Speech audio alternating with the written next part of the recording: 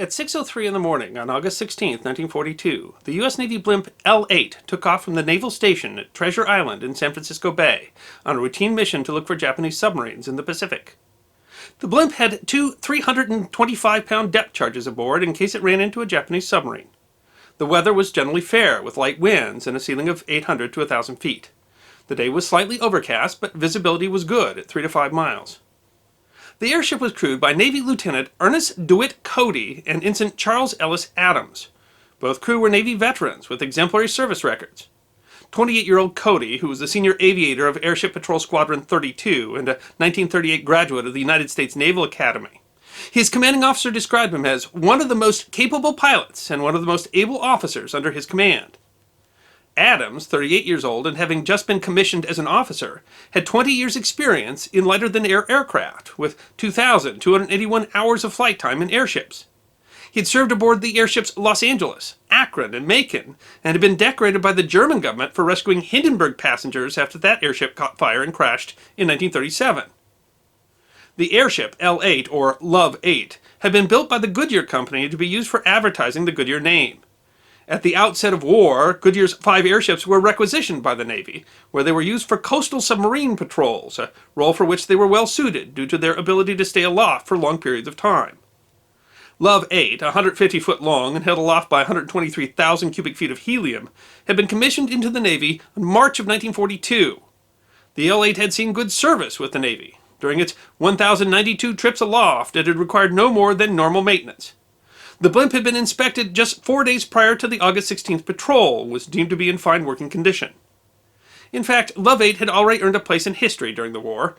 In April 1942, Love 8, with Cody at the controls, had delivered some 300 pounds of aircraft parts to the aircraft carrier USS Hornet. The parts were needed for the B-25 Mitchell bombers aboard the Hornet, on the way to bomb Tokyo in the famous Doolittle raid. The flight that morning was scheduled to take about 4 hours, flying west for approximately 30 miles to the Farallon Islands, north to Point Reyes, and south to Montara Beach before returning to Treasure Island. The airship was expected to return between 10 and 10:30 in the morning. An hour and a half into the patrol, at 7:38 a.m., Cody radioed L-8's position as 4 miles east of the Farallons. 4 minutes later, he sent a second message. "Am investigating suspicious oil slick. Stand by." An oil slick could be the sign of an enemy submarine. Love 8 was observed by the Liberty ship Albert Gallatin and a fishing boat named Daisy Gray as it circled the area for more than an hour, at one point descending to less than 30 feet above the waves. The Daisy Gray, which was close enough to see the crew through binoculars, pulled up their fishing nets, concerned that the blimp had seen a submarine and was about to drop depth charges. But the blimp dropped no depth charges, and apparently satisfied with their search, the Daisy Gray saw them head away around 9 a.m. To the fishing boat, the action seemed normal, and the airship was apparently under control. But the Navy was concerned, as the crew had not made contact since radioing that they were inspecting the oil slick. 2 Vought OS-2U float planes were dispatched to search for the Love 8. The blimp was spotted by a Pan American Clipper over the Golden Gate Bridge at 10:50, and then by one of the OS-2U float planes at 11 o'clock. Both times the airship appeared to be under control and headed for base. The lack of contact was assumed to be a radio problem. However, when an off-duty sailor driving down the coastal highway saw the Love 8, he noticed that it was bent in the middle. He snapped a photograph. At 11:15, a bather at Ocean Beach saw the blimp drifting towards shore, some 8 miles off course. It was only 50 feet above the water, sagging noticeably in the middle, and the motors were silent. The craft touched down on the beach and dragged until the gondola hit the side of a hill, causing one of the 2 depth charges to release and roll down the hill. With the loss of weight, the craft drifted up again and continued drifting inland. The blimp started attracting a crowd as it drifted inland. One witness with binoculars claimed to be able to see figures inside the gondola. Another claimed to see a parachute.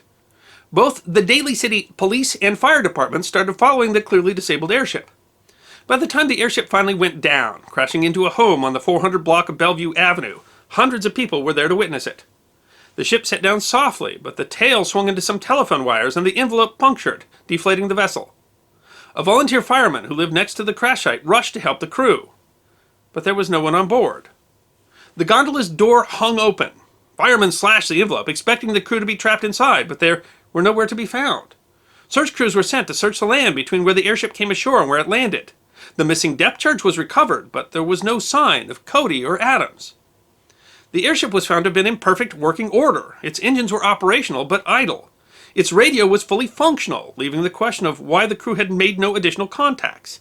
The life raft inside was still there, and were the 2 parachutes.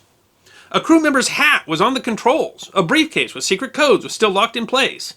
The Navy could identify no operational reason that the crew would have abandoned the airship. 2 of the Mae West life jackets were missing. It was required that the crew wear such vests when patrolling over the ocean, so it was not a surprise that they were missing along with the crew, but it raised the possibility that the men were still alive at sea. The Coast Guard and Navy searched for 3 days. Despite good visibility and calm seas, no sign of the 2 officers was ever found. The San Francisco Call Bulletin ran a story on August 18th, noting that the land search for the crew had been concluded. The Navy declared that they were positive that the men had not been aboard during any part of the Blimp's drifting over land. The story concluded with a quotation from a Navy spokesman. "Nothing the Navy knows now has given a satisfactory explanation of what happened. Nor has any explanation ever been found. Theories have been put forward from a murder-suicide over possible love triangle to microwave exposure from experimental radar to alien abduction. None have any hard evidence to support them. The most likely explanation is that one crew member fell, possibly having gone outside the craft to repair an engine, and that the second crewman fell trying to rescue him. But that does not explain why there was no call on the radio, nor why no trace of the men could ever be found." The L-8 was repaired and returned to service, served throughout the war. After the war, it was given back to Goodyear, where it operated as one of the famous Goodyear Blimps, flying around over sporting events until it was finally retired in 1982. Ernest Cody and Charles Adams were declared dead by the Navy a year after they went missing. But the circumstances of their death remains a mystery to this day. If you enjoyed this History Guy short, then feel free to click that like button, subscribe to our channel, and check us out on Patreon, Twitter, Instagram, Facebook, and our merchandise on teespring.com.